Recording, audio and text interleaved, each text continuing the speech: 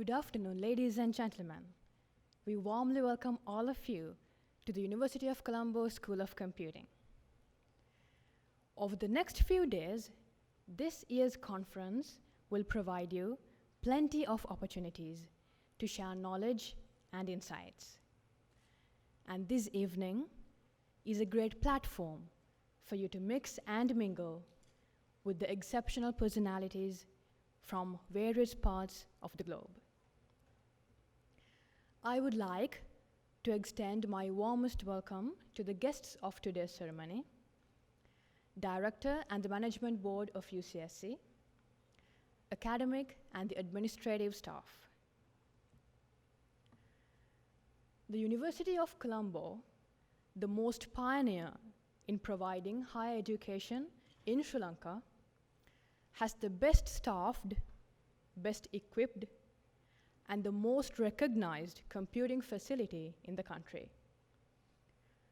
For the last 5 decades, University of Colombo School of Computing has taken giant strides to project a remarkable rectitude in catering computer education. Computing at Colombo began in 1967 with the return of Professor Samaranayake from the United Kingdom. And we have gathered here today to pay tribute to this prodigious leader who moved a nation towards quality education and in the process still benefits millions of people all around the country. So at this time, to begin the ceremony, let's honor the state by rising for the national anthem.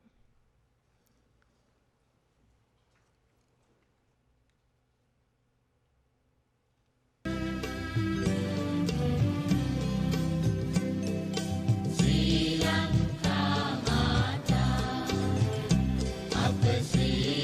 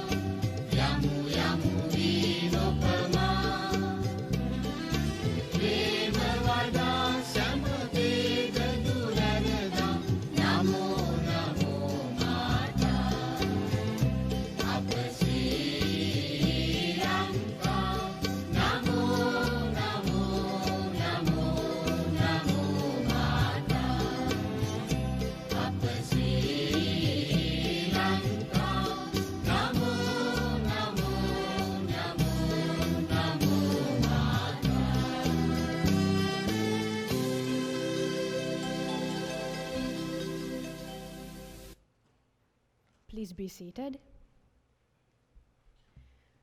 Teachers lay the foundation of knowledge and education in every person's life. They not only educate us, but they teach us the essence of life. UCSC has been annually conducting the Vidya Jyothi Professor V.K. Samaranayake Memorial Oration since 2007 to express its gratitude and as an appreciation for the enormous service rendered by late Professor V.K. Samaranayake, the founding director of UCSC. I would like to use this moment to thank Vidya Jyothi Professor V.K. Samaranayake, the father of information technology in Sri Lanka, and all our lecturers past and present who prepares for the world outside. Our teachers have been an epitome of strength and a great pillar of support to all of us. So please join me in 1 minute silence period in order to remember and extend our sincere gratitude to all of these wonderful human beings.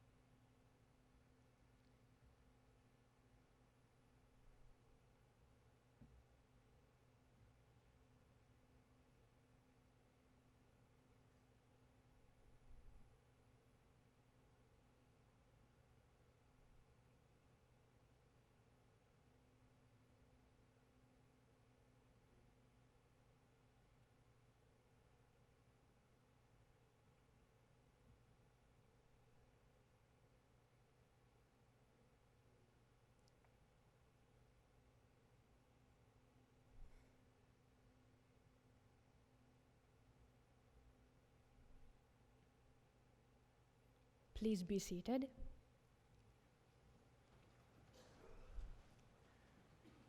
University of Colombo School of Computing is fully equipped with all the facilities required to produce quality graduates.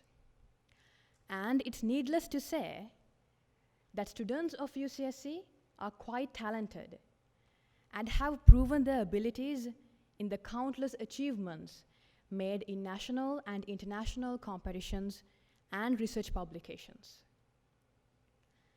Here at UCSC, we experience and enjoy education and extracurricular activities by the guidance of charismatic leaders who thrive to uphold UCSC as a global leader in computing. The director of UCSC, Professor K.P. Hewagamage, topped his badge at University of Colombo and won Professor Mohan Munasinghe Award for the most outstanding graduate in computer science and DPP Samarasekara Peace Award for fostering goodwill and harmony in the Faculty of Science in 1994. He obtained his doctorate degree in information engineering from Hiroshima University, Japan. Professor K.P. Hewagamage is a phenomenal personality who motivates his people by sharing his experience and expertise. His efforts push everyone to take positive steps to go where they ought to be. Thus, I feel privileged to invite on stage Professor K.P. Hewagamage, the director of UCSC, to welcome the gathering.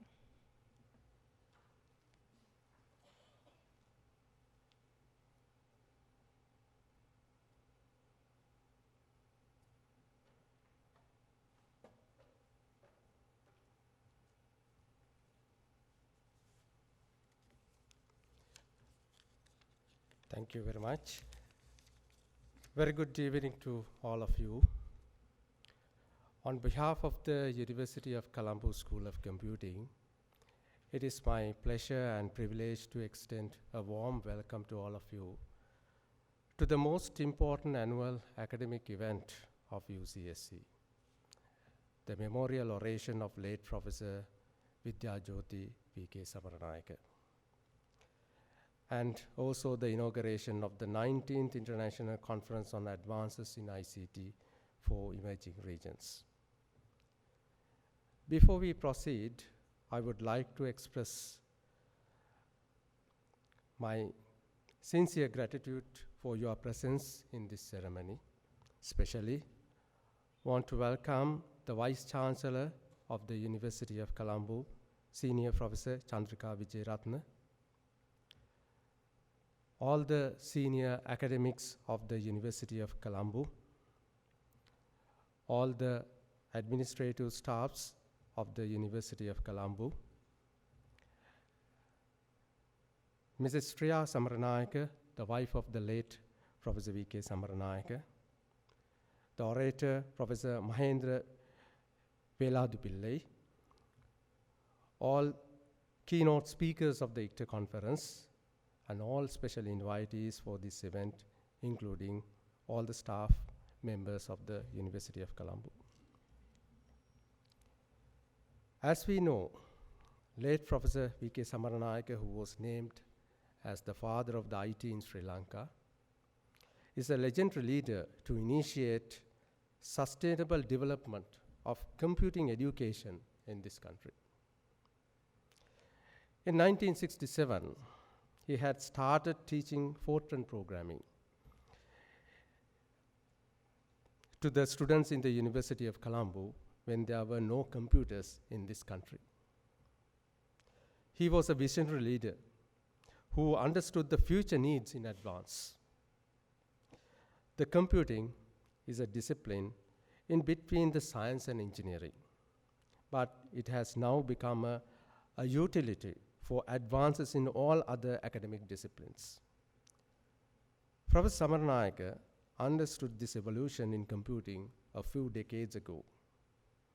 In addition to the academic contribution, he always wanted to contribute the national development while expanding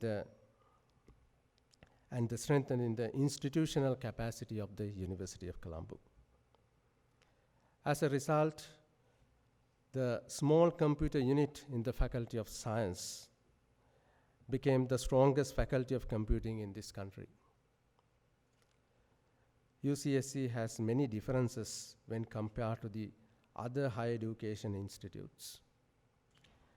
The main reason for these differences is due to the best practices introduced by the Professor Samaranayake. Therefore, we must respect him not only by remembering him and his work, but continuing those best practices in the academic path inspired by Professor Samaranayake. This memorial oration is an important academic activity of UCSC carried out during the last 11 years. We usually invite a distinguished speaker who were known to the late Professor Samaranayake to speak the evolution of computing. This year, we were able to invite Professor Mahendran Veladupillai, who knew initiatives of Professor Samaranayake to develop the computing at the University of Colombo.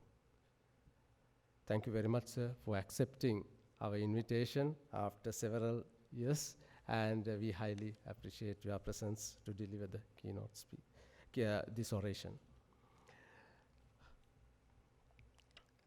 After the oration, we inaugurate the 19th International Conference on Advances in the ICT for Emerging Regions, ICTA 2019.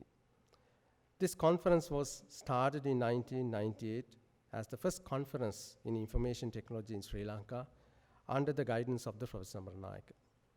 Today, it has become a platform for dissemination of the research work, not only at the cutting edge of the computing, but also research that address the real problems in the emerging regions.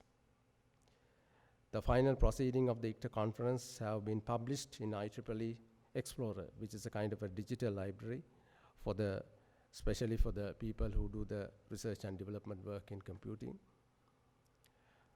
for all the people in the world. Without moving into the further details once again, I would like to welcome all the participants, including the special invitees, to commence the proceedings of the oration and the conference. Thank you very much.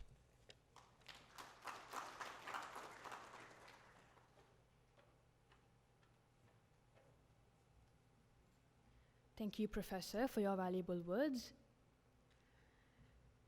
Vice-Chancellor of University of Colombo, Senior Professor Chandrika Vijayaratne, is an alumnus and an academic in reproductive medicine and endocrinology, Department of Obstetrics and Gynecology in the Faculty of Medicine, University of Colombo. She's a senior professor since 2010. Professor Vijayaratne has an unfailing research record with multi-sector and international collaboration and outreach. She indeed is a prodigious leader, since her actions inspire others to dream more, do more, learn more, and become more. So ladies and gentlemen, please welcome on stage Professor Chandrika Vijayaratne, Vice-Chancellor of University of Colombo.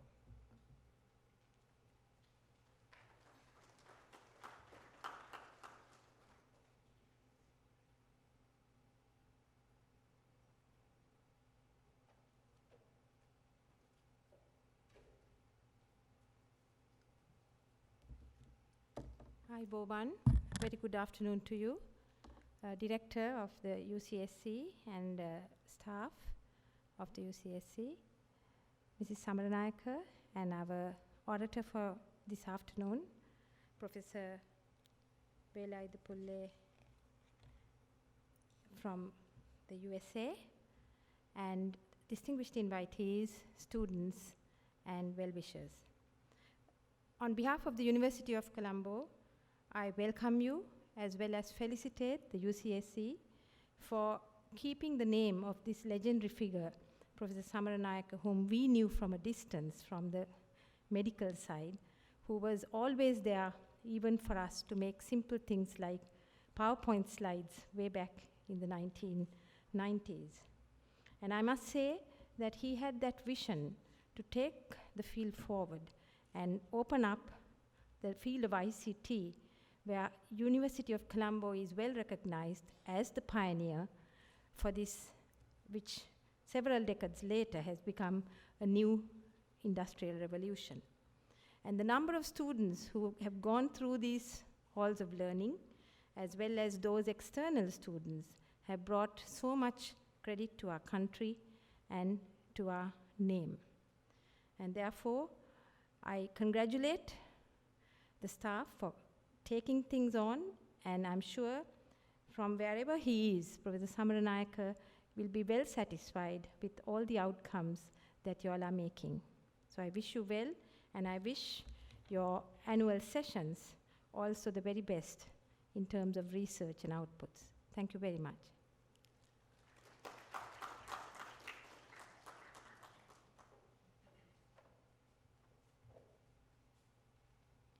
Thank you, Professor.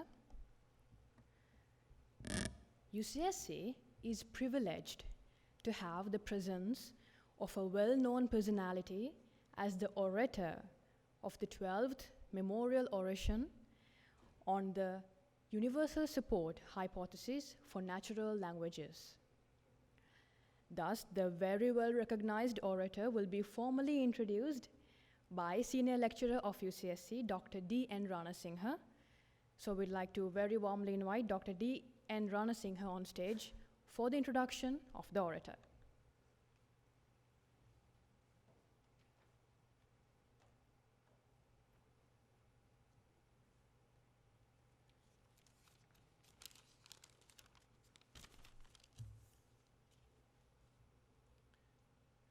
Madam Vice Chancellor, Mrs. Samaranayake, distinguished guests, ladies and gentlemen. I have the singular honor today to introduce to you the Professor V.K. Samaranayake orator, Professor Mahendran Velayuda Pillai. Professor Velayuda Pillai is the McBride Family Chair in Computer Science at the Georgetown University in Washington, USA. He is a distinguished alumni of the University of Sri Lanka, Colombo, having obtained his BSc in Mathematics in 1977, when Professor Samaranayake was the Dean of the Faculty of Science. Following his graduation, he served as an assistant lecturer and an analyst programmer at the statistical unit under the leadership of Professor Samaranayake. He obtained his master's in mathematics from the Ohio University and another master's in computer science from Purdue University, followed by a doctorate in computer science from the University of Maryland. Professor Velayuda Pillai was appointed to the first ever endowed chair in sciences at the Georgetown University in 1997, which he holds to this day. Professor Velayuda Pillai has 4 US patents to his credit and numerous research publications. His research interests are in bioinformatics, computational chemistry, computational linguistics, learning theory, and wireless networking. In the midst of his busy schedule, he has been able to find time to visit us at this time of the year, and that too at the start of his semester while rescheduling his lectures. We thank him for acceding to our request, and that too without any cost whatsoever to us.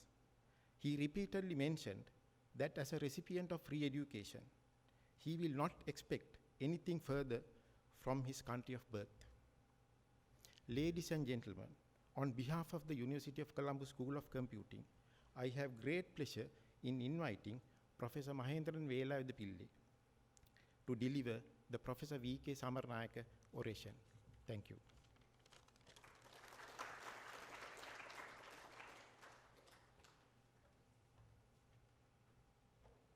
Thank you, Dr. Anasinghe. Prior to the commencement of the oration by Dr. Mahendran, we'll be inviting the Director of UCSC, Professor K.P. Hewagamage, to garland Dr. Mahendran with the Oration Medal. So we'd like to very warmly invite Professor Hewagamage for the garlanding, and thereafter we will commence the oration.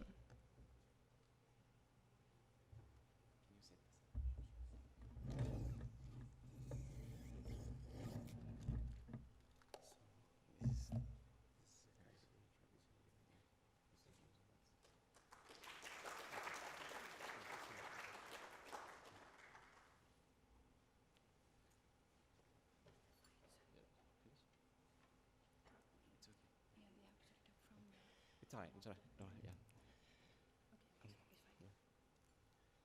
So, my dear Mrs. Samaranayake, can you hear me at the back, or is it okay? Too loud?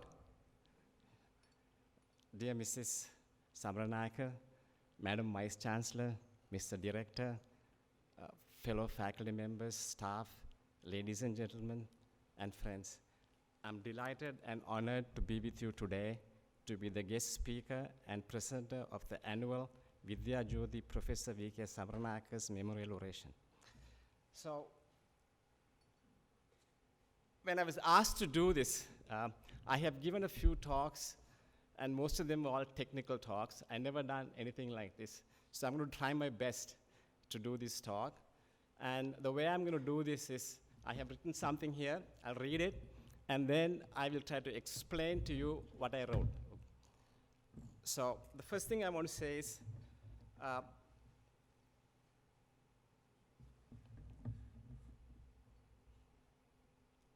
some time ago, maybe a few years back, I met this great lady, a very kind human being, a wonderful mother, and a wonderful wife. And I'm sure you have heard this phrase, behind every successful man, there's a woman. I did not believe in this before until I met this lady. And I will not be here. Yeah. Is it okay? Yeah.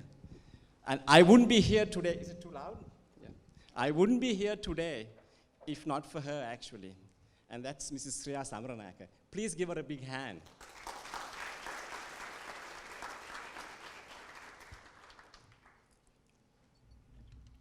It has been many years since we have lost a great man, my very dear mentor. I'll explain why I said very dear mentor. And there's absolutely no words that could ever begin to describe what a wonderful human being he was.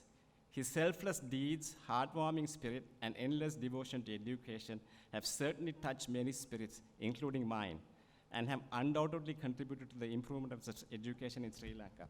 The mentor part I will explain later, because I will not be here without him. The paper I've selected to present to you today was not chosen randomly. I have purposely selected it as it's a topic, it's interdisciplinary, in honor of our professor who believed in the importance of being well-rounded, not only in one's academic field, but also in complementary ones. He was one of the very first people I knew who was willing to work with non-mathematicians and took the bold step of introducing mathematics to arts curriculum. So this one, I remember when I was in campus, he had 3 of my friends actually, it was Uduman, Siriskanda Raja, and Minoan Sandanayaka. They were teaching the arts faculty students statistics and mathematics. He was one of the first people to see that other disciplines also need sciences, and vice versa. I'll explain that to you too. So basically, what I'm going to do now is, pardon me. I'm going to highlight some of Professor's contribution, which I personally witnessed. So before I do that, I would like to get certain things off my chest. First of all, Colombo campus for me is a very special place. This is where I came here as a boy and left as a man. I remember coming here right after high school or whatever you call it, grade 12, A-level, thinking that I can conquer the world. Came here, saw some wonderful people, and then I realized I got a lot more to learn. So this is where I left as a man, came as a boy, left as a man. Then I met some fabulous people here, obviously people like Professor Samaranayake, and there was Dr. Valentine Joseph, and then there was Professor Dharmaratnam, etc., etc., etc. This is where I got my first job. I mean, that was fantastic. And then, along with it came my first paycheck. I still remember that paycheck, even though I make more money now, or substantially more money now, it was 940 rupees. And the first thing I did was, I went to that hotel, Rahima, and bought a biryani for 3 rupees. I still can taste it. So, it's a very special place. The other thing was, I came here, made a lot of friends here, and some of them are lifelong friends. And actually, even today, some of them are here, and whenever I have some difficult times, I can always call them, talk to them, discuss the issues, and it's very nice. So thank you guys for coming. Last but not least, see, some moments are defining moments. I met the most beautiful girl in the world in campus and I married her. And I've been with her for 45 years. And we have a daughter, and she's very precious to us. Now let me continue. Sorry about that. I have to get it out. So now I will highlight some of Professor's contribution, which I have personally witnessed. Okay? So in 1974, the Department of Mathematics in Colombo University was in dire need of strong leadership. The kind of leadership that would unleash the potential of students and relocate the name of the department in the academic world. Luckily, the university made the correct decision by hiring him. Not only did he reintroduce the department as one of the pioneering, but also introduce computer science to Colombo campus. So what happened? What happened was in 1974, there was a mass exodus of the mathematics faculty. So I don't know how many there was. we were left with two people, Dr. Valentine Joseph and Dr. Dhammaratnam. Now imagine, 3 years of undergraduate mathematics and 3 years of math special. All these classes had to be covered by just two people. No, it was not going to happen. Thank God, Professor Samaranayake was hired. What he did was, he got people from the other places, like Moratoa campus, Kelly campus, and they came and covered the classes for us. So we were limping along, and he was the man who did this, actually. And the most important thing he did was, he introduced computer science. That was the first time I knew nothing about computer science, the first time I saw something about computer science. And look at me, I'm here with a PhD in computer science because of him. So I'm so grateful to him. That's the only reason, or one of the reasons I came today, because I cannot forget him. And the other thing I want to tell you is, this was in 1974. When I went to the United States, the math department did not require their students to take computer science classes. But we had to take Fortran classes in 1974. Now, almost all the universities, all the math department, the students are supposed to take computer science classes. So Professor Samaranayake was a visionary. He had a vision that people need computer science. So he was a man of vision.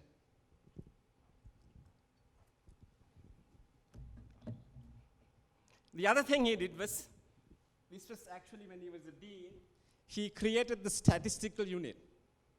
So basically what he did was, he got a few people from Reading, and there was another guy, his name is Gafur. He was from ISI, Indian Statistical Institute from Calcutta. And then he started the statistical unit, and he started a graduate program, master's program in statistics. So he was a man of action. He just didn't do nothing, he just always did something. So he was a man of vision and action, yeah?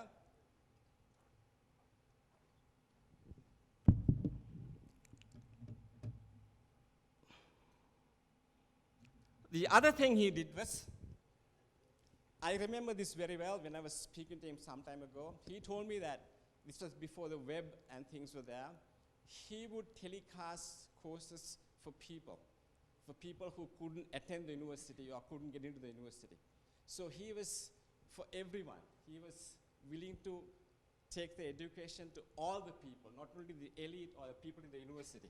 So he was a man, a compassionate man. He was a man of vision, he was a man of action, and he was also compassionate.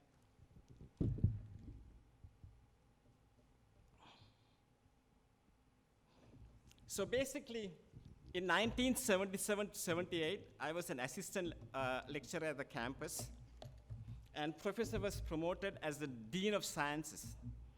And I got to experience his brilliant administrative skills and witness his humility and devotion towards education. He was very kind and respectful of students and faculty alike, and never allowed any prejudices such as race or religion and status to rule over. So what was this about? Okay, so let me explain. Before he was dean, there was another dean who was also a professor of physics. I wouldn't tell his name, it's unfair. So there was a friend of mine who was senior to me, and he was a physics special guy. He had gotten an appointment or something like that. This part I don't remember very well, whether he was getting an appointment or he was getting a scholarship or going on a PhD program or something like that, I don't know.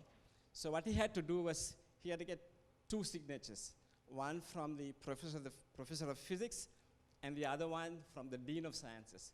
It so happened to be that this professor was the professor as well as the dean. So he went to his office in the physics department and said, "Sir, can you please sign this?" So he signed it. Then he said, "Sir, you also have to sign in the dean's place." So he said, "Just go to the dean's office, deans will be there." So he was surprised. He walked over to the dean's office. So this professor walked, there's a back door to the dean's office. He walked in. He wore his jacket, tie, and then he said, "Come on in. What can I do for you?" This is a true story. This is what other people did. He didn't do that. Okay, he was a simple guy. He just didn't do anything like that. That's what I meant by this, okay? Respectful of students and everything like that, okay? And here's another one.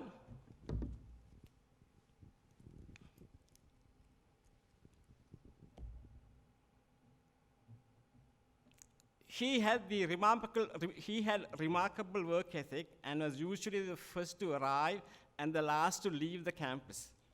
Now, this statement is actually, you should take it with a pinch of salt. What it really means is that he worked long hours. So how do I know this?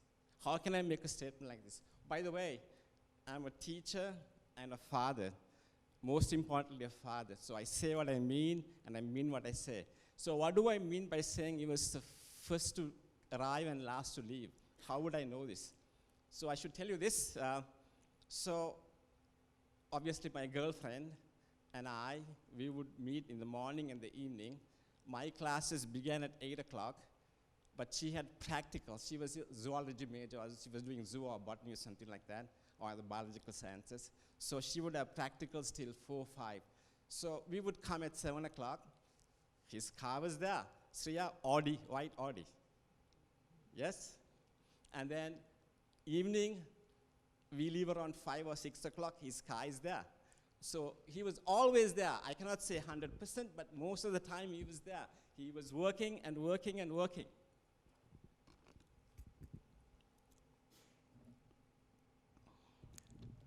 During the past years, I had the privilege of hosting Professor and his wife in the USA during his official visits to the World Bank, State Department, National Institutes of Standards and Technology, etc.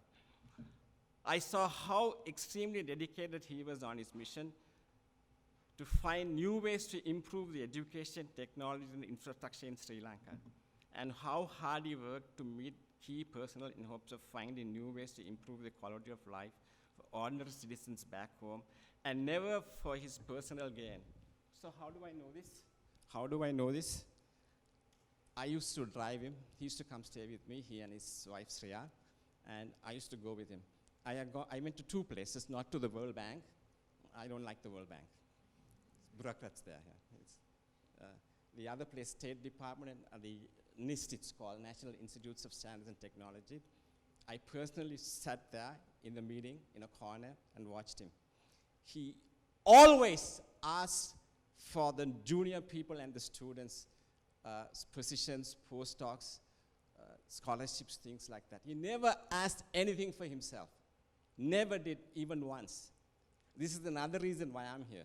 And this is another reason why I didn't ask for any money either. Okay? I learned it from him.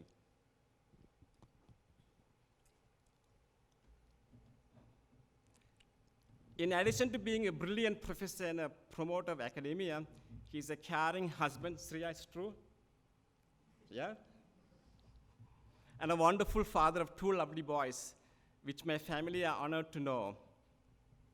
I have seen him make tremendous sacrifices for both the boys, and I'm sure he would not consider them as sacrifices, but rather deeds every father would do for his children. I'm not saying that all our fathers are bad, only he is good, okay? I'm only saying what I saw. What I saw was this.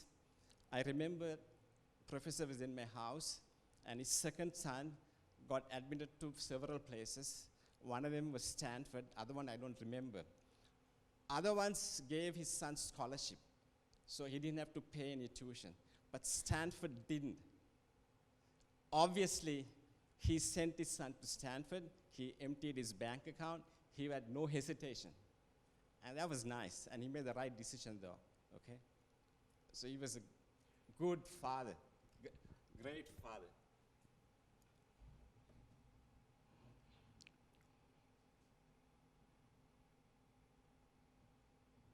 Even though he's not with us today, his light will shine and forever radiate through the lives it has touched and legacy it has left.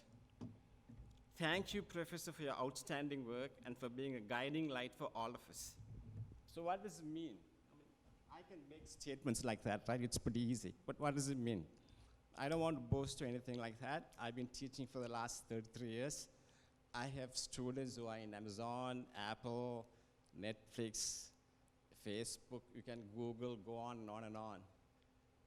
And I feel that I had something to do with it, at least in some little way. And I wouldn't have been there if not for Professor Samaranayake. That's what I mean by guiding light. And this is one person, one single person. Imagine, he has hundreds of students who are doing the same thing. So that's what I mean by guiding light. And Vidya Jyothi, in Sanskrit, Vidya means knowledge, Jyothi means light, and it's a perfect, perfect title for him. Yes?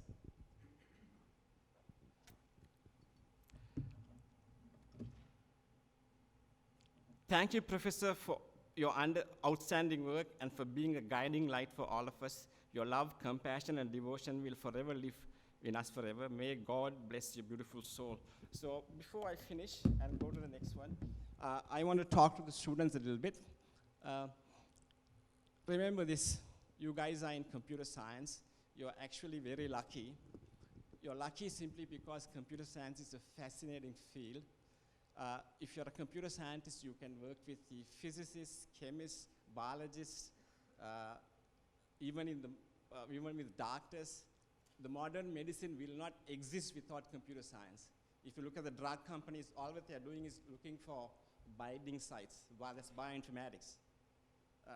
You can work in the Wall Street. You can do whatever you want. And the only reason you can do that is because of him. Okay? So anytime or every time you walk into this building, please say thank you to him and say a prayer to him. So that's the first part of my talk.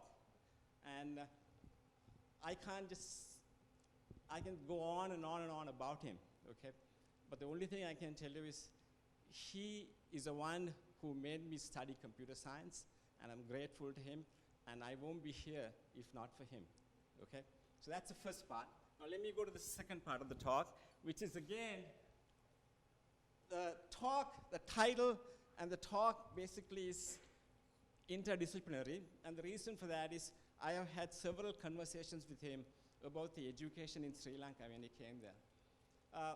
In Sri Lanka, what we do is, if you look at the O-levels, we study some 8 subjects. We study some religion and things like that, and after that, we're just totally focused in sciences or mathematics or nothing else. And if you really want to know some person, you really have to know his background.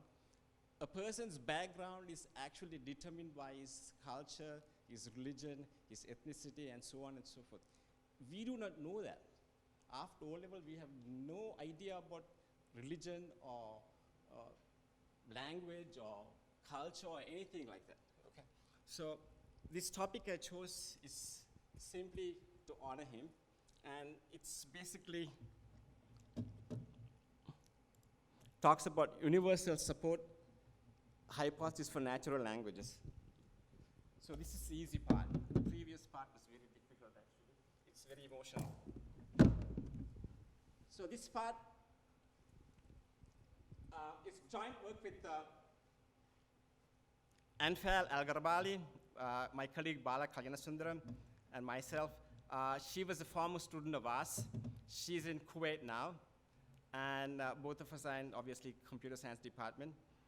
Bala is funded by Crave's family, and I'm funded by McBride family.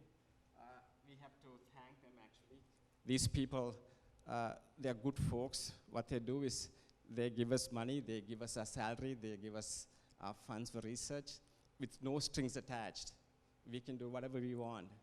And when I think of Professor Samaranayake's title, Vidya Jyothi, in some sense, these people are like that too. They just give their money and say, do whatever you want. So we are grateful for that. So what are we doing now? What we're going to do is the following, okay? Imagine you're an alien, and you come down to Sri Lanka, okay? And you come across these strings, or something like this.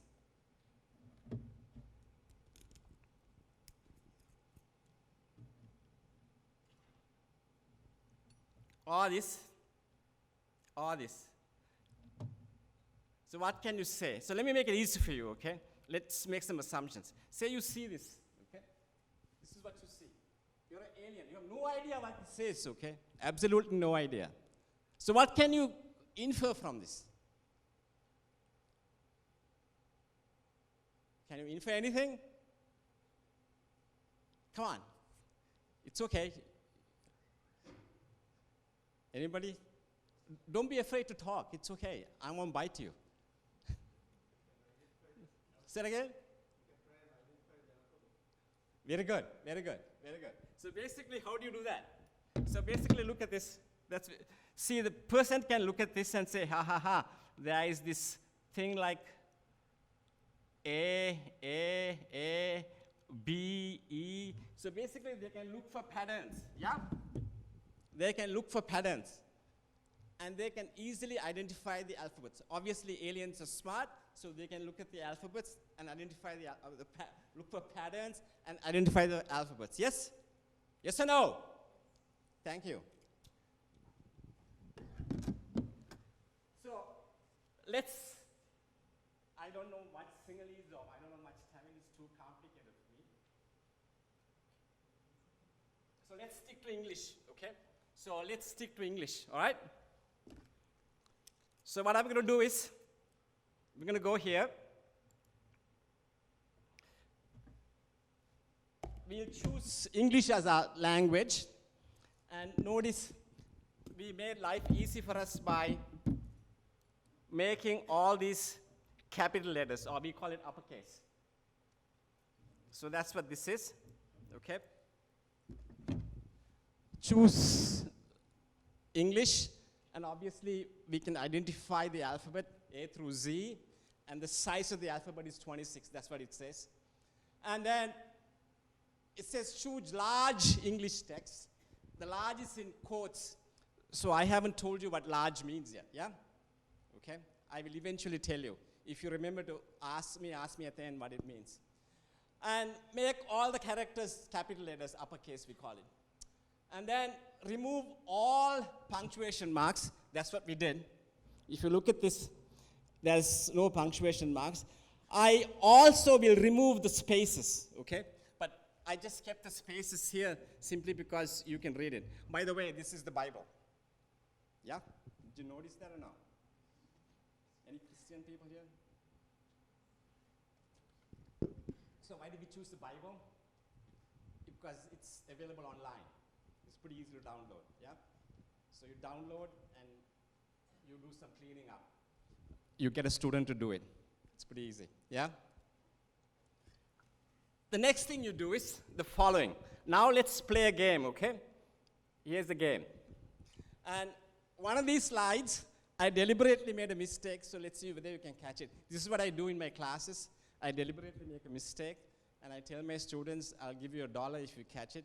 Not $1, it's their challenge, so they really like to catch it. So this is the game you want to play, okay? So we given a string like this, and then, by the way, pretend that these are all capital letters. I just marked this as capital just for the sake of showing an example, okay? So these are all capital letters, okay? So I choose this set V, which is only A, and then I cut this. Pretend this is a scissor and cut this. So basically what happens is this A goes away, and this piece falls off. So that's what this is. And then I cut here, then this piece falls off. That's what that is. And then the rest remains. You got that? It's very simple, yeah? It's cutting. It's nothing. Okay? So basically what we do is now, we define what's called the weight of V. Okay? The way we define the weight of V is very simple. We look at this guy. This guy is 1, 2, 3, 4, 5, 6. And this guy is 1, 2, 3, 1, 2, 3. We take the biggest of that, that's 6, yeah? Is it okay? That's called the weight. Now, basically you take the maximum. So suppose you have to ask a 5-year-old kid to find the maximum. How would you ask? You give them the choice. Do you want 6 chocolates, 3 chocolates, or 4 chocolates? Then they'll say 6 chocolates, yeah? It's very simple. Okay, this is nothing so far. So far, no computer science. Then the next one, which I think I did A. Let's do I, okay? And you tell me how to do this. So here, when I cut this I, we get a TH. There's a S here, S here. Is it right or wrong? That's wrong, okay? Pay attention. Now, this is how it is. When you cut, there's a TH. Then I cut here, the S comes off. And then all this is left, yeah? So again, we look at how many characters there are, how many characters there are, how many characters there are. There are 10 characters. So there's an implicit assumption here. Basically, what we're doing is the following. We are counting the number of characters, assuming each character has weight 1, okay? So this is, in some sense, there's a metric there. The metric is basically each character is of length 1. So if you count 10 characters, then the length or the weight is 10, and so on and so forth. Are you following me? Is it okay? Yeah? So far, simple. All right? Now, remember, I can do this. What I can do is I can take A, do the same thing, B, do the same thing, C, do the same thing. I can go on like that and get the weight. Yeah? So basically, this is what happens. I take A, find the weight. I just made these numbers up, okay? I just made them up. It's okay. It doesn't matter. So you choose the text Bible and do what I did. Cut with A, find the weight. Cut with B, find the weight. And pretend these are the numbers, 12, 35, 56, 56, 7, and so on and so forth. And then, so these were the maximum, right? You take the minimum of that. And the minimum of that happens at 7. And the one which gives the 7 is E. So we say the one-letter support alphabet is E, because E is the minimum of all the maximum. So what do? We cut with A, look for the biggest one, cut with B, look for the biggest one, and so on and so forth, all the way up to Z, and then look for the smallest one in there. And that E happens to be the smallest one, and we say one-letter support alphabet is E. You'll see why we are saying this, okay? Is it okay with you? All right, I can play the same game with 3 letters. I'm skipping 2, okay? I could have done the same thing with 2. 2 means I can take 2 combinations of letters and do the cutting. Let me do 3, you'll see what I'm doing, okay? So what you do here is, suppose I take A, E, and I look at this, and I cut. The way I cut this is I go. There's an I here, because there's an I here, and I cut there, so I get the TH, and I go, there's an I here. The TH, this is gone, so the S is left, so that's the S. Then I go, there's an A there, I cut there, so the next S comes. Then I go, there's an E there, because there's an E there, the N comes, and so on and so forth. I go to the end, I get MPL. So notice, this is a set, so it doesn't matter whether I have AEI or IEA, it doesn't matter. All what I'm doing is just cutting this into pieces. So when I cut this into pieces, I get the maximum is this one, which is 3. So the weight of this V is just 3. Now remember, I did for 1, which is A through Z. I could have done for combinations of 2. Now I'm doing combinations of 3. Basically, how many combinations of 2 and how many combinations of 3 are there? It's 26 choose 2 and 26 choose 3. So first one is there are 26 combinations. Second one, there is 26 times 12 and a half. Third one is 26 times 100 or something like that. Okay, and so on and so forth. You get that? Oh, yes. Yeah? So why do you think we are doing this? It's a nice little game. This game can be played by a 10-year-old kid, okay, very easily. So let me show you, okay, what happens now. Now, I can do this for 1 combination, 2, this is 1, like A, B, C, D, E, F, and then I can do for 2-letter combinations, 3-letter combinations, 4-letter combinations, 5-letter combinations, and so on and so forth. See what happens, okay? So basically, this is our definition. Compute the weights of all possible 3-letter combinations. That means ABC, ABD, blah, blah, blah, all the way up to the end, all possible combinations.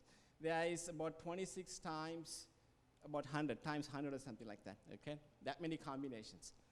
And then what you do is you find the minimum, the combination which gives you the minimum weight, just like what we did before, all right? And that's called the 3-letter support. That's the definition that we made. So it's very simple. We didn't do any complicated thing. Just in this particular case, notice AEI gave you a weight of 3, ABC gave you a weight of 6. So if you're only considering these two, you will take this one. That's the minimum. But you have to consider all possible combinations. Now I can do this for 3, 4, 5, 6, 7, 8, 9, 10, forever and ever, okay? Until whatever I want. Now look what happens. See, usually, okay, there we go. This is why I like PDF, but this is not working well. So what we did was we took 25 random English texts. So we gathered texts like from the Bible, from CNN, from children's stories, and so on and so forth. And we played this game, okay? What we did was, this is not very clear. Let me blow it up a little bit.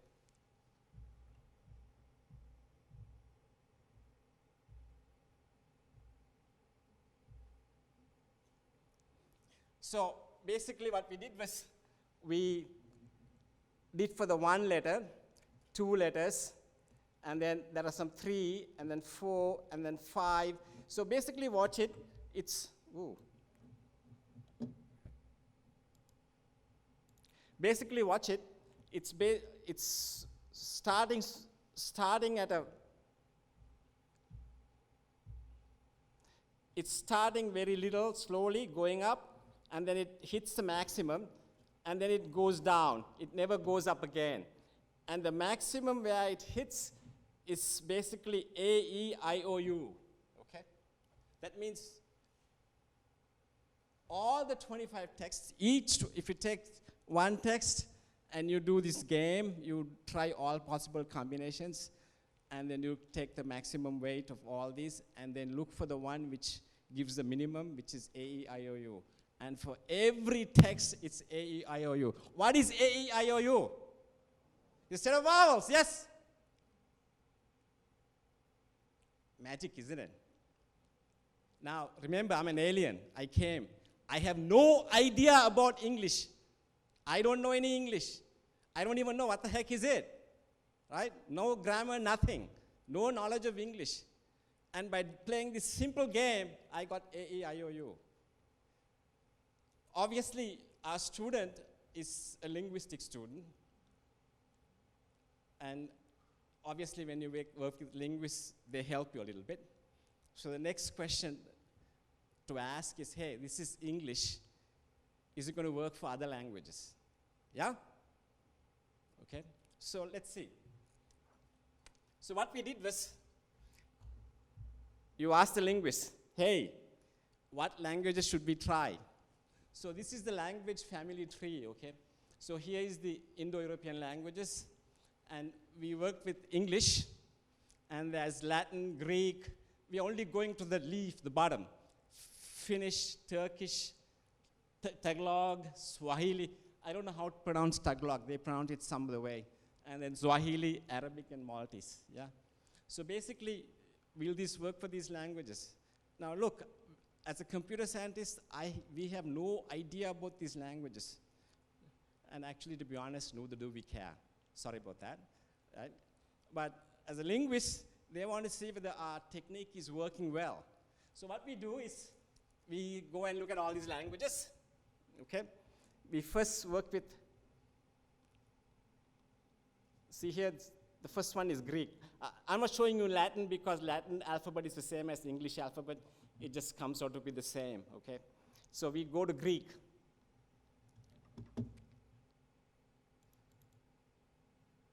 So this is, this part, just ignore. This is for the computer science guys. Basically, we don't want to do with Unicode, so we map it to the ASCII character set, and we work with. So the non-computer science people can ignore this. So basically, what we do is this. Greek alphabet size is 24, and the vowels are these. We play the same game. What we do is we do 1 combination, 2 combination, 3 combination, 4 combination, and so on and so forth, and we go on. And guess what happens? Here. See, it starts slow, and then this is where, let me see if I can do this nice. See here, A-E-H-I-O-U-W, and that's a vowel, A-E-H-I-O-U-W. So it works for Greek too, yeah? So basically what we're doing is we are just applying what's called an algorithm, okay? It's like a recipe. Basically we do the same recipe for English, we get the vowels, same recipe for Greek, we get the vowels, and let's see what's next. And if you look at the language family, what's next is Finnish. Finnish is interesting simply because, notice Finnish, it's a European language, okay? But it's uses the English alphabet, but it comes under these, okay? So it's different. So it's natively known as Suomi. It's an European language that does not belong to the Indo-European language family. So it's completely different, but it uses the Latin alphabet too, some of it. And we do the same thing. And these are the vowels, we do the same thing. Guess what? We get the vowels. So again, the same algorithm. I have no idea as an alien what Finnish is or English or Turkish. We get the vowels. I mean, this is crazy if you think about it, okay? And this is what happens when you get together with different people, okay? Other person is a linguist, and we are computer scientists. Okay, when you have unity and diversity, it results in creativity. Okay, this is what Professor Samaranayake did. He always brought people together and made things happen. That's how he made this statistical unit, the computer science department, and this is what happens here too. Research is like that too. You bring different types of people from all walks of life, and good things happen. And you should also know, this is obvious, division and discrimination always results in disaster and destruction, okay? And please look around and think about this one. Okay? Unity and diversity always results in creativity, okay? And Professor Samaranayake always believed in unity and diversity. I can tell you a story. This is true. Remember, he taught us Fortran, and then later on, after graduating, I was part of the statistical unit, and we used to run some Fortran programs. And there was a person called Maheswaranathan, and he was the one who would take these punch cards. We used to do them on the punch cards, and then run them at the, I don't remember where, education department or some department where they had computers, and bring them back. So I got friendly with him because, you know, I type the programs, most of the time it's wrong, it goes, comes back. He told me the following. He told me, Professor Sam, that's what we used to call him, he made a man out of me. I mean, that's deep. I would never say that somebody made a man out of me or a woman out of me or anything like that. He said, he made a man out of me. So Professor Samaranayake was such a nice person. He reached out to everybody, okay? He didn't just help good people. So here's the other one. This is Turkish, okay? Turkish is crazy because it's got 27 alphabets, right? And all those vowels. We play the same game. Again, this is for the computer science guys. Look, this is crazy alphabets, you know, all these decorations at the top and the bottom, so we don't want to work with them, so we just map it to some of the characters and work with them. And here we get the same thing, okay? I can just blow it up and show it to you. So if you look at the next one is, this is actually Filipino language, okay? Tagalog is one of the major languages spoken in Philippines. It belongs to this, so here it is, okay? And you do the same thing, and it chooses English alphabet. Again, you get A, E, I, O, U. So notice, okay, English is different from Tagalog, but they use the alphabets, same alphabets, the same vowels. We use the same method of cutting and so on and so forth, finding the maximum and the minimum. We get the vowels again for Tagalog, or whatever they call it. They call it something else, actually, okay? The next one is Swahili, which is an African language. So Swahili is down here. So we did this. I didn't show you that, but it's very similar to English. Did this, did this. Now Swahili, it's basically is a language of the Bantu See, I learned all this. I never learned anything in Sri Lanka, high school or university. I wish I learned this. But anyway, by joining the linguists, I learned some of it, okay? It's good to learn. You never stop learning. Students, listen. Always learn something new every day. Sorry about that. So basically, we are down here and uses the English alphabet except some characters. Again, notice we get A, E, I, O, U. But it's not the same as English, it's different, just because it uses the English alphabet, okay? And then we did Arabic, obviously. So here, next one is Arabic down here. So Arabic is a little bit tricky. Why is it tricky? It's tricky because Arabic has vowels, and the vowels are basically decorations at the top or the bottom. Only the classical Arab or the Quran has all the vowels written correctly. Others, some of them, just they drop them, and newspapers just drop them because people can infer. They can figure out whether there's a vowel or not. So what we have to do is we have to take text from 12 random text from Quran, and then we ran the thing. The Arabic has 3 vowels. One is called fatha, other one is called dhamma, other one is called kasra. And then there are extensions to them. The alif basically lengthens the short vowel fatha, and then yaha, basically the kasra, and so on and so forth. And basically we run the same thing again, and we get the C, N-O-P, which is the vowel that they had, fatha, dhamma, kasra. And then this is the extension one we get. But here's the most interesting one, okay? The Maltese one. So this, we liked it simply because it's controversial. The controversy is this. These guys have, it's basically, if you notice, it's the official language of Malta. And it's basically an Arabic dialect, but uses basically Latin script, that is A through Z, or A through Z. And basically, it got 29 letters, 24 consonants, and 5 vowels. But there's a controversy there. They say that, hey, some people say it's got 5 vowels, some people say it's got 6 vowels. They think that I is also a vowel. So what did we do? We took some Tagalog text, assumed there are 5 vowels, and ran the algorithm, ran the method, and we got the same answer, A, E, I, O, U. And then we said, hey, let's pretend there are 6 vowels. And we ran the algorithm. We got the same answer. We got the 6 vowels.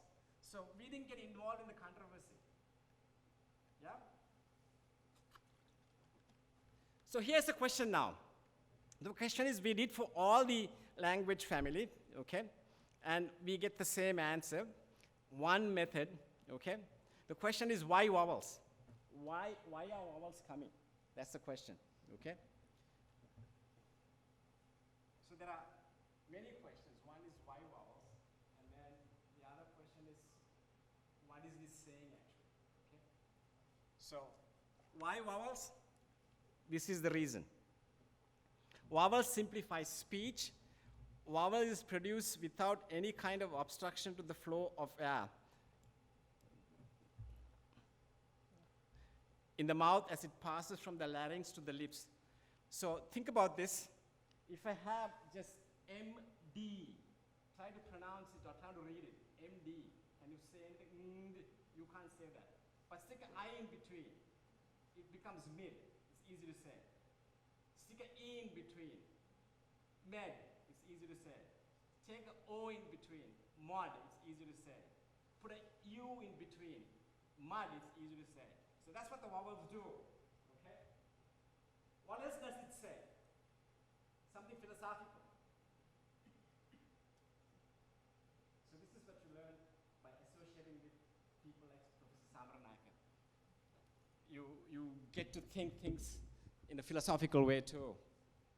Now remember, okay, as human beings, if somebody opens me up or opens you up, inside we all look the same. But look at this, even at a higher level, even though we speak different languages, with one algorithm, we get the same vowels, yes? Think about this, yeah?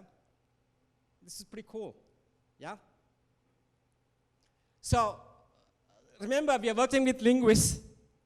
So the linguist people are a little bit, they always have this competition with the computer science people. They always like to find fault with us.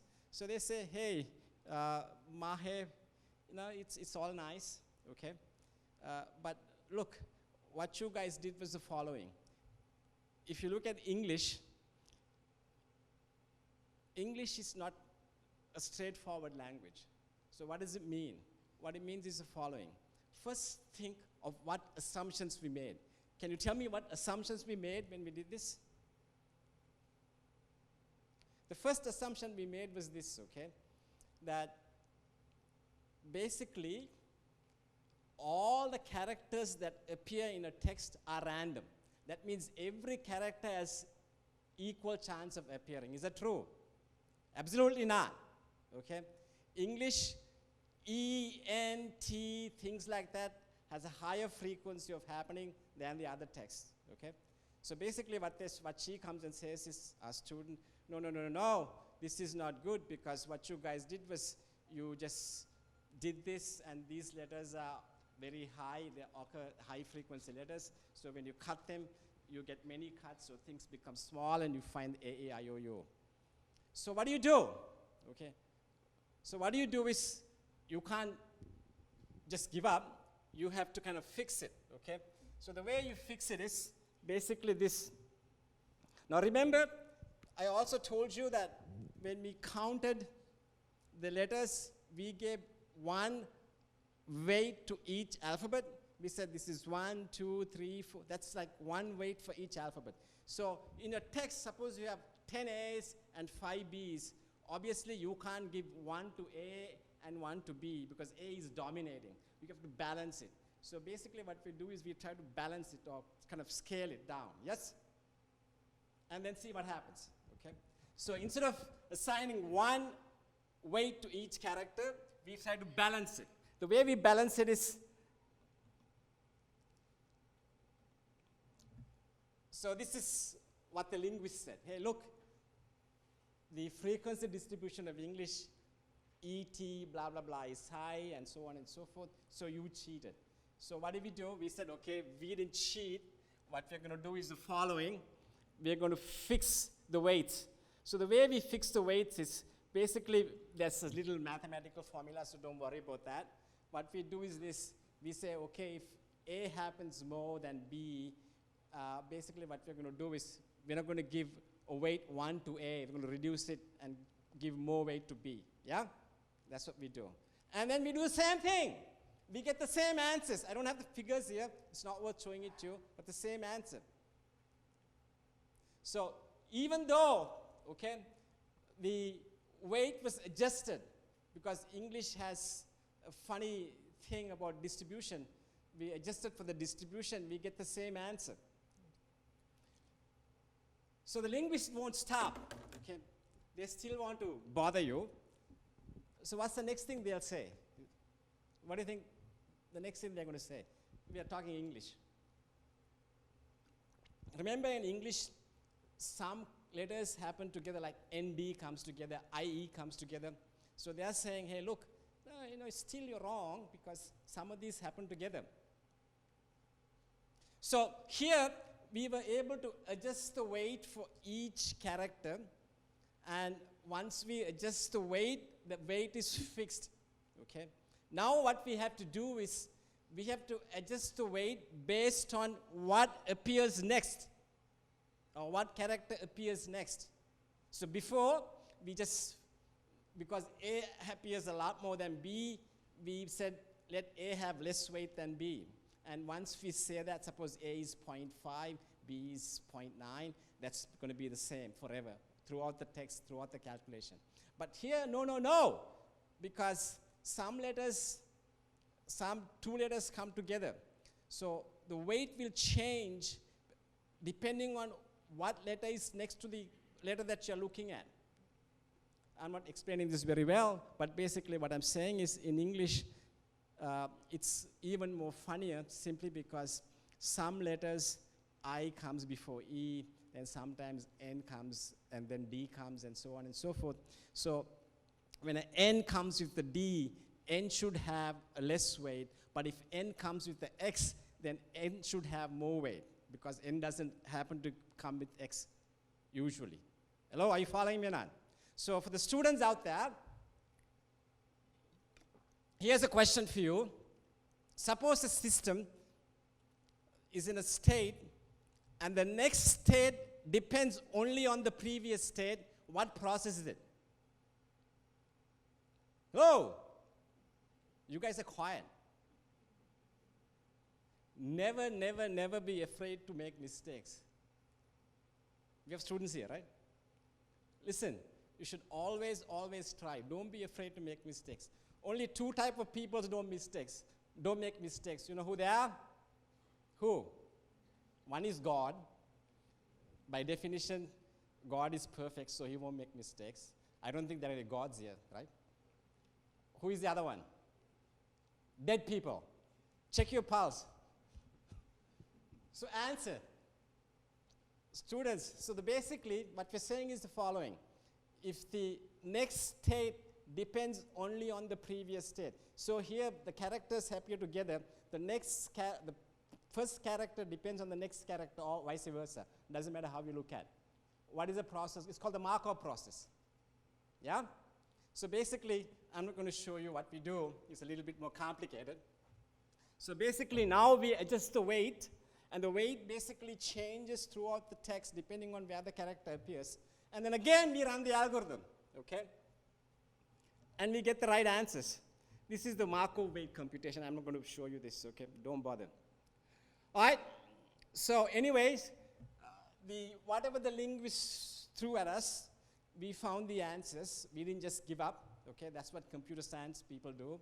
And the reason why I want to pause a little bit and talk to you is, whenever I meet people outside of computer science, they ask me, what are you doing? I say computer science. The first question they ask me is, what language do you program in? Computer science is not that, okay? It's not that. This is computer science, something like this. This is even not hard computer science. All what we did was we came up with the algorithm. We haven't finished this yet, okay? This is the beginning of some computer science. So what we came up with, a small algorithm, okay? So usually when we come up with the algorithm, there are other things we have to do. So before we do that, I want to just explain certain things to you from the title, okay? First of all, if you look at the title of the talk, there was something called, I forgot.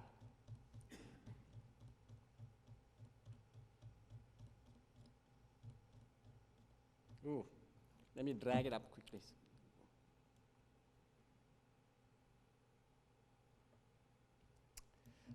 Universal support hypotheses.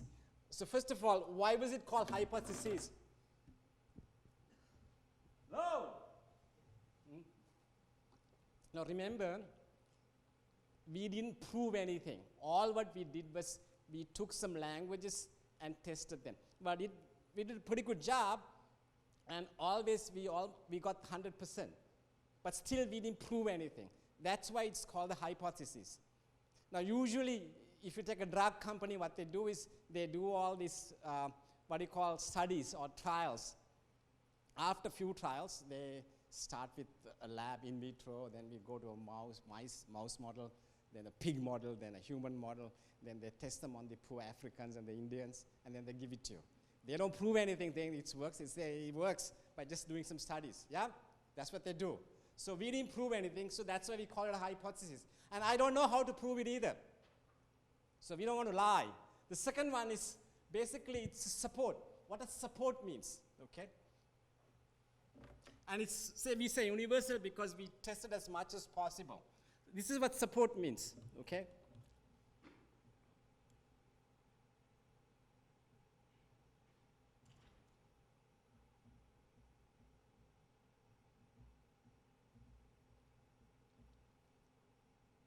I'm almost there.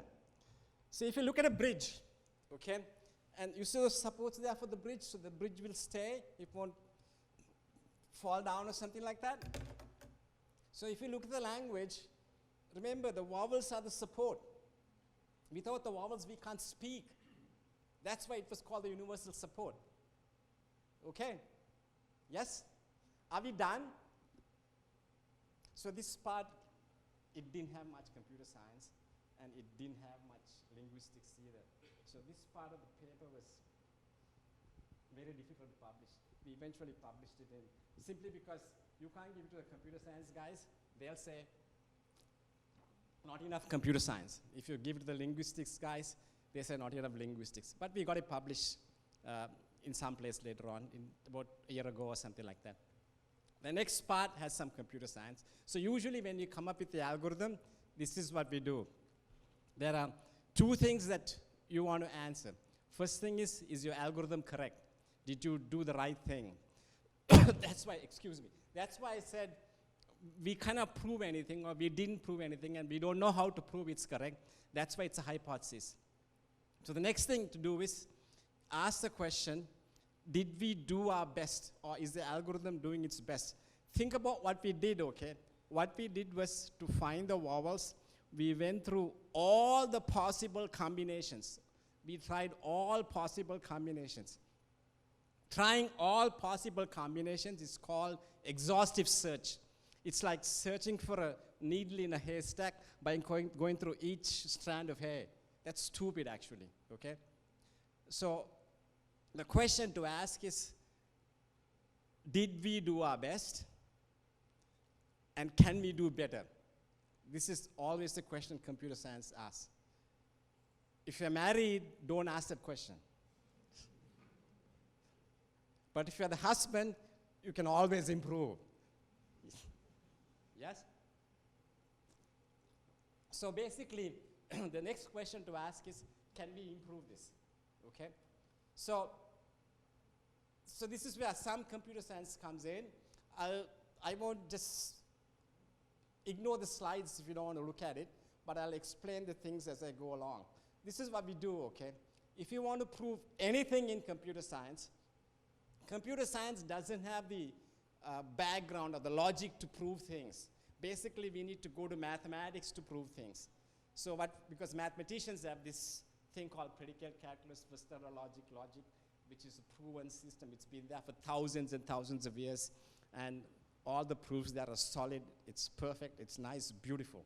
So the computer science students in other disciplines take some math classes, okay?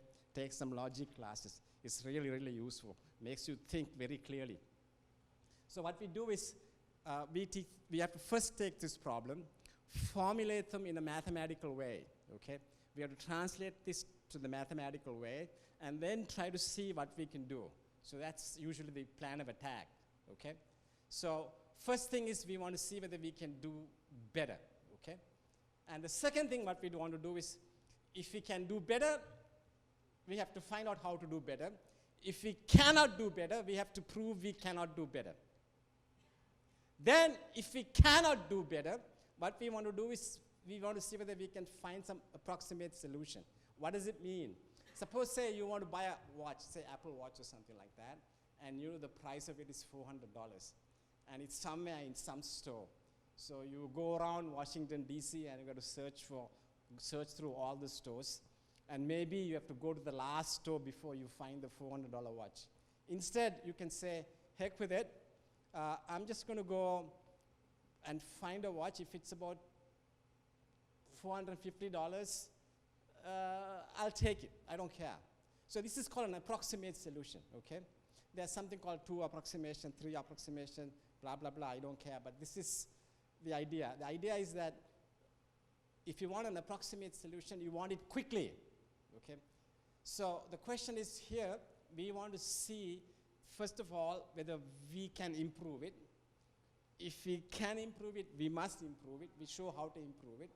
If we cannot improve it, then we have to show, is there an approximate solution? Can we find something close to it? And then we have other further questions. So first, let me show you, okay? We cannot improve it. And the way we do that is, okay, we don't just reinvent the wheel. What we do is we go look at the literature, and we look at problems that are very close to this. And then we try to see, hey, can we learn anything from this? And then we go from there. So I'll quickly go through some slides. If you don't like to look at them, it's okay. I'll explain them to you. So this is the formalization of the problem. What we do is we take our problem, we say, hey, here is the alphabet. Alphabet is like A through Z. And we pick a K. K for English is like 5. The vowel size is 5. And then we say, hey, if somebody gives you a text like the Bible, okay, can we find a set of K letters, set of 5 letters? So in this case, remember, we found A, E, I, O, U, such that we get the best cut. This is the formal definition of the problem in mathematics. So don't worry about this. I'm not supposed to show you this or talk about this. But I want to show you what we do in computer science, because most of the people who come to me who are not in computer science, they always think computer science is just programming or Microsoft Word or PowerPoint or something like that. Okay? It's like somebody's telling you, hey, I take Panadol, therefore I'm a chemist. That's what they do. They think they're using PowerPoint and Microsoft Word and they're doing computer science. Computer science is not that, okay? It's about thinking differently and solving difficult problems. So basically that's the formalization. So here is the, once you formalize this way, what you do is you look for similar problems in the literature. So there is literature saying there's something called K-provider problem. Okay? The K-provider problem is something like this. These are all consumers in the blue, and these green guys are providers. Think of it this way. Think of these blue guys as your Kiel supermarket, and these providers are providers who supply milk or something like that. So if the Kiel supermarket want milk, they have to pick a provider. They can either pick the green guys or these A or the M guys. In this case, obviously, they'll pick the M guys because they can quickly supply the thing. And this is what we study. We study how quickly can we supply, okay? This is how optimization problems, okay? Anyways, going through all that, we end up with this. We prove that it's very difficult to do. That's what that NP-hard means. So the K-letter problem is our problem. This is our problem. This means basically it's very hard. What it means is the following, okay? To prove that something is difficult in computer science, this is what we do, okay? We look at known problems that are difficult and then take that problem and show that we reduce it to our problem. What it means is the following in layman's language. We show that, hey, this problem that we have and this hard problem that's there out there, we know which is hard, is kind of same in some sense, okay? There's some technical details like polynomial transformation, reduction, and so on and so forth. So we show that, hey, this is very difficult. So the problem that we solved to find the vowels, we did an exhaustive search. We had to do an exhaustive search. We couldn't do any better. So this is computer science, you see, okay? We come up with the algorithm and then we analyze it. Of course, we have to prove it. We couldn't prove it. But then we go and see, hey, can we improve on it? So the next question is, can you find an approximation to this? Usually, this is a big deal in computer science. I just told you, if you want to buy a watch, you can do an exhaustive search. For a $400 watch, you may spend another $400 searching for it. That's stupid, because your time is valuable. Instead, you say, heck with it. I'll just quickly find some watch for $600, and that's good enough for me, something like that. So this is called the approximation. So the question is, what does it mean to have approximation here? We want the vowels. What does it mean to have approximate vowels? No, it doesn't make sense. So you can't ask that question. Okay? The next question is, are we done? Is this it? Is there anything else that we can do? So this is what we do in computer science. We have a problem, we milk it. Okay? We just keep asking questions over and over again. Students out there, remember, okay? Never stop asking questions. You always ask questions, okay? And always think. It's very important to think. I see people here, they study, they don't learn, okay? If you want to learn, you have to think, okay? In the US, if you don't think, you are dead. And obviously, if you are dead, you don't think. If you don't think, they'll send you a job to China or India or someplace like that, okay? So you have to think. So the next thing is you see, can we do better? Remember, I asked you a question at the beginning. Get a large text, and what does it mean to be large? I said I'll answer that question, okay?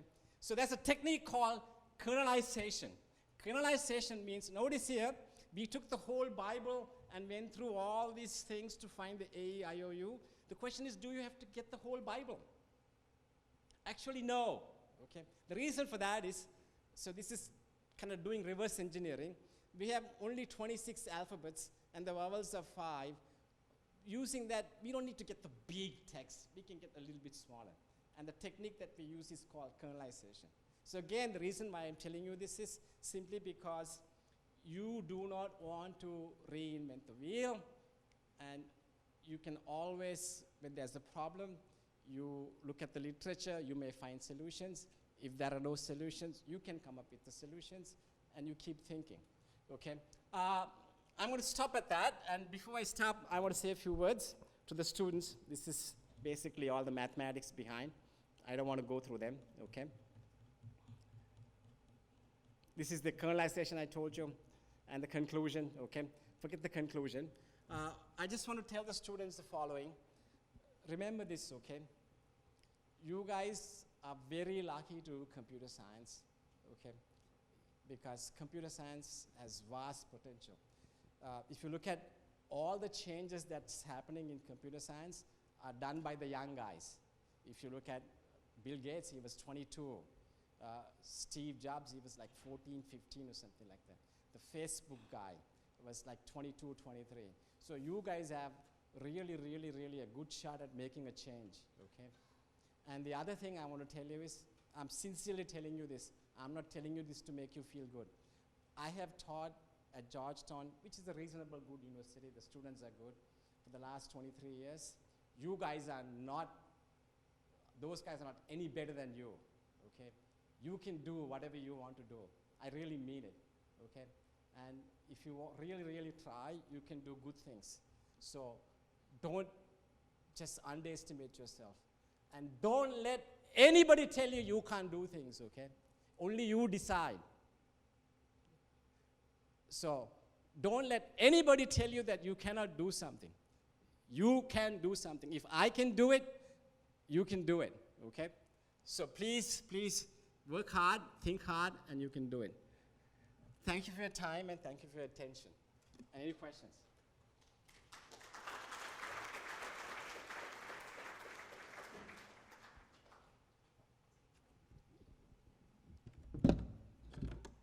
Any questions, please? Say it again.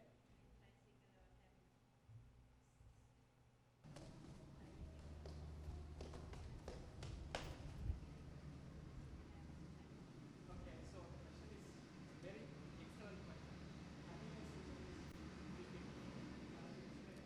Very good. Why did we do Tamil? Right? See, Tamil, I don't know what's in this, I'm sure it's very similar. The orthography, when you say kai, you say you write it in a funny way, but really it's two words, two alphabets, ka and I. So what we have to do is take the thing and break it up and do some processing. Are you with me or not? You know what I'm saying? Yeah? So basically, for Tamil, the orthography, which the way the alphabet is, they say it's 20, 40, it's not. Okay? It's much less. So we have to take the whole language, split them up, and do some processing. I'm sure it'll look, this is a good project for the undergraduates here. They can try it out. You know what I'm saying, right? Yeah? Okay, you have to change, you can do a little bit more processing. Any other questions? Excellent question. Yes? Sit down, please. It's okay. For hieroglyphics or say Egyptian alphabet for the characters of Assyro-Babylonian, how would you present This is a very good question. So here's the thing, okay? The linguist people always throw some things at us. So basically, remember we said for all natural languages. So she came and said, hey, look, in Africa, there are people who speak like this. So it's a natural language.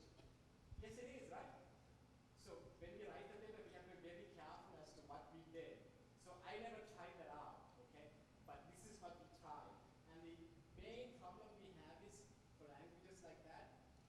getting the text. We can't get easily those texts to try it out. But I'm sure, I don't know what will happen, but these languages that we tried out all work correctly. And this is what we got from the linguist. And I'm not a linguist. I'm just a computer science guy, yeah? A little bit of computer science, not a whole lot of computer science. Excellent question. I don't know the answer to that one actually. We didn't try it yet. Any other question, please? You didn't ask me why we did this. I mean, the other question is, you should ask me who the hell cares? That's the thing that you get. So usually we have a department, it's called Department of what is it, Asian languages or something like that. A lot of departments there, okay? So these people come and say, hey, I know what the vowels are, what do I care? Right? I already know what the vowels are, who the hell cares? How do I answer this question? It's a legitimate question, right? What's the answer to this question? So basically, look, what we did was, okay, we found one method, right, for all the different languages, right? That's the first thing, yeah? But is it useful for them? No. But here's how we started this. So I should tell you a story. So Georgetown has a very good medical school, and they have a bioinformatics program. So the doctors come and they want to know about protein folding, and they want to know what's happening. And protein folding is basically, there are 20 amino acids. Protein is 21 of the 20 amino acids. So alphabet size is 20. And the protein is 3D guys. It's 3D. If it folds the right way, everything is fine. If it folds the wrong way, you're sick. Right? So we wanted to understand how this folding works. So we try to understand that working with the doctors is very difficult.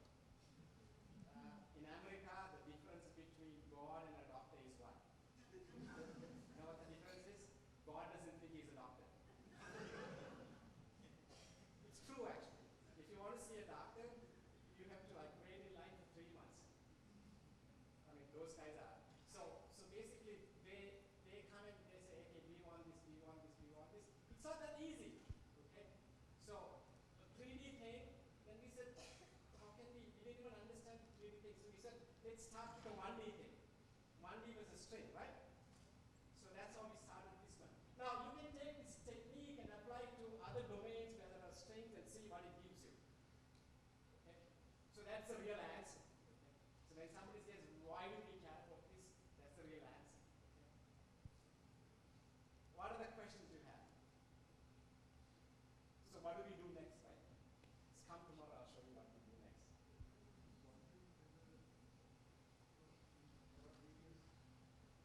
Classes and varieties of language. Yes. Mandarin Chinese is supposed to be a tonal language. Where, Yeah. where very much depends on the gradations of tone. Yeah. That's Some- like the African guys speaking like How that. does this work on it? Very I really don't know the. I'm not a linguist. I told you. Yeah. I couldn't answer those questions. But I'll put it to her and Fab. Yeah. She's in Kuwait right now, and I can ask her. Again, I told you, right? Always work with different people, and you get different ideas. It's a good thing. Yeah. I don't know the answer. Actually, I don't know the answer. I can ask. Basically, what we do is somebody gives us a problem, and then we look for the solution, right? And if we can't find the solution, we try to see why we can't find the solution. That's what we do. And to be honest, I'm blessed.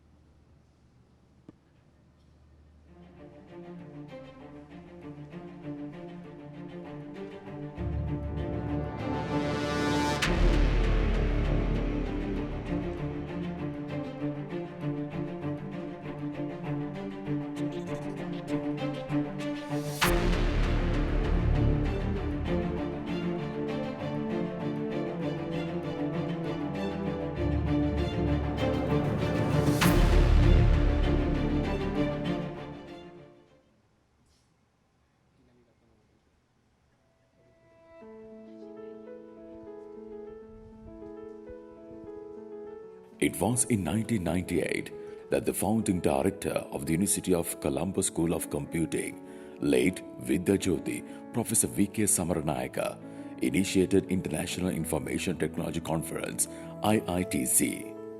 It was a forum for presentation of ideas and cutting-edge developments by researchers and academics in the field of computing. In 2010, IITC was renamed and relaunched as the International Conference on Advances in ICT for Emerging Regions. It was intended to obtain a wider international participation and promote research and development in computing in the emerging regions of the world, especially in Asia, Pacific, and Africa. With this relaunch, ICTA was able to attract the international recognition that was due and was able to emphasize the regional importance at this conference. Since the beginning, ICTA has been playing a pivotal role in creating a platform for computer scientists and academics to present their achievements and ideas while being subjected to a strict peer review. ICTA has been able to obtain IEEE technical co-sponsorship and indexing by IEEE Explore due to its maintenance of high quality. UCSC believes ICTA as one of its most significant annual events, considering its ability to promote research and disseminate knowledge in collaboration with other universities and industry, locally and regionally. As a result, a significant number of academics worldwide and practitioners in the industry have joined with us by submitting and reviewing research papers, conduct workshops, as well as by contributing to organize the conference. On a special issue of the sister journal, ICTA, exposing quality work in an extended format.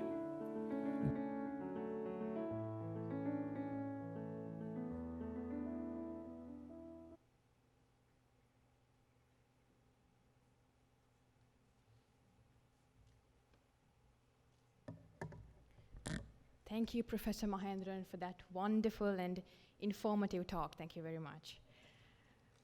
Next, the formal inauguration of the 19th IEEE International Conference on Advances in ICT for Emerging Regions will be presented by Dr. D.D. Karunaratne.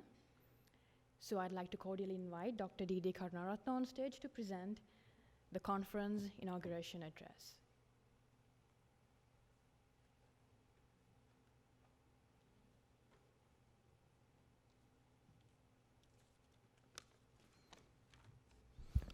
Good evening, everybody.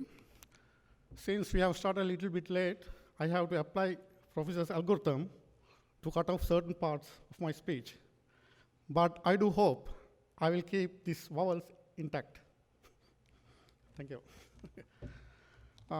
It is with great pleasure I welcome you all to the inauguration of the 19th International Conference on Advances in ICT for Emerging Regions, popularly known as ICT, ER, or ICTA.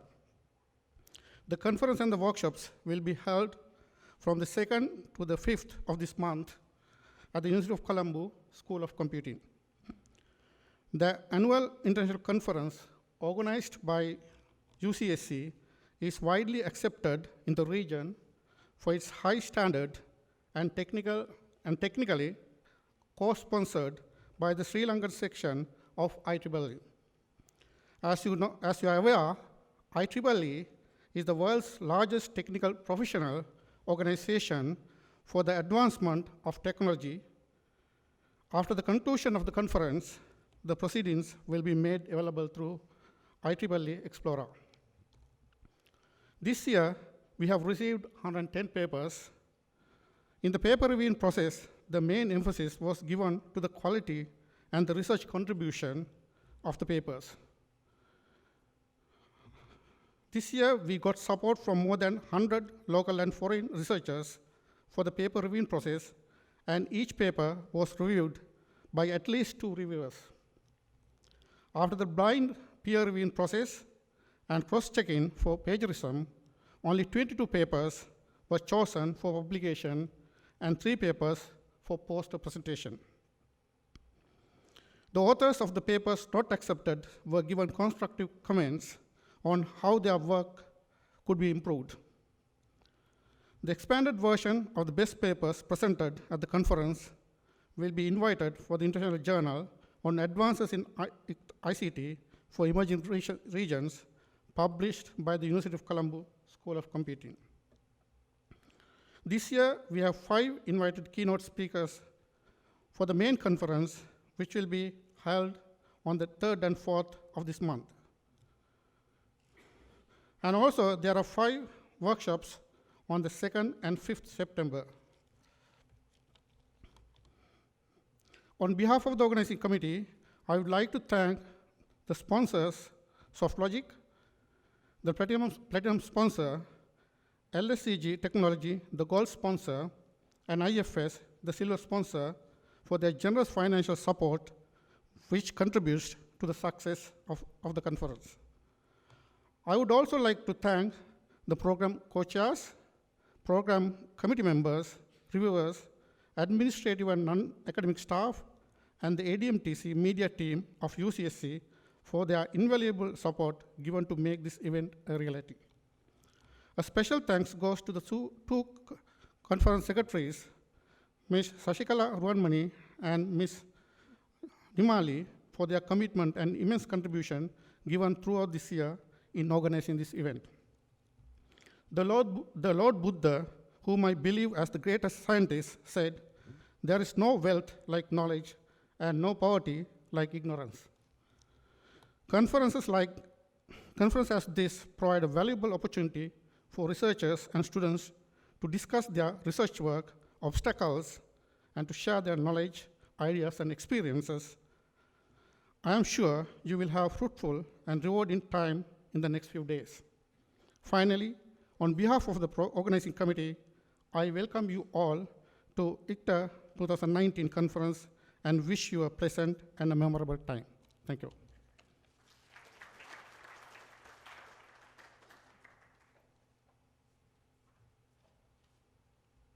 Thank you, Dr. Karunaratne. Education, they say, is the key to success. It's the key that strengthens hope and advancements in knowledge.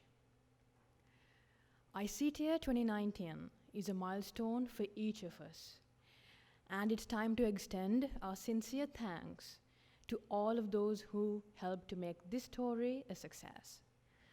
So I'd like to kindly invite on stage Dr. D.A.S.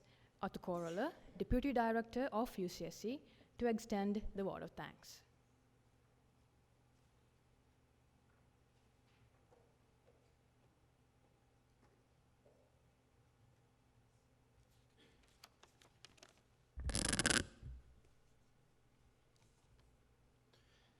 Vice Chancellor, University of Colombo, Senior Professor Chandrika and Vijayaratne, Director UCSC, Professor K.P. Hewagamage, Professor Mahendran Velayudu Pille, Mrs. Samaranayake, distinguished invited guests, and ladies and gentlemen. I'm honored and privileged to propose the vote of thanks on this historic occasion to all of those who have contributed in one way or the other to make this oration a success. Let me express my sincere gratitude and appreciation to the Vice Chancellor, University of Colombo, for gracing this moment despite her busy schedules. Special thanks to Professor Mahendran, who accepted our invitation and traveled all the way from USA to deliver the 12th annual Vidya Jyothi, Professor V.K. Samaranayake Memorial Oration on this topic, and hope you understand the importance of computer science as well as how it can relate with other areas. Further, we would grateful to Mrs. Samaranayake and the family members of being with us and helping us to make Professor late V.K. Samaranayake's dream a reality. I want to convey a note of thanks to each and every individual for their dedicated and tremendous support and contribution given in this oration. In conclusion, I would like to express my sincere thanks to the Director of UCSC and all the academic, administrative, and non-academic staff who worked hand in hand to make this event a success. Thank you, and have a nice evening.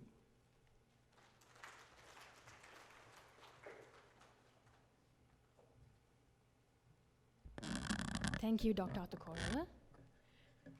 We have come to the end of today's event.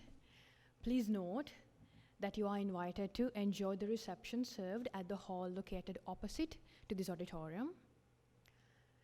Thank you for your participation, ladies and gentlemen, and I do hope that you will have a productive and a fruitful time ahead in UCSC. All the best to you, and have a pleasant evening.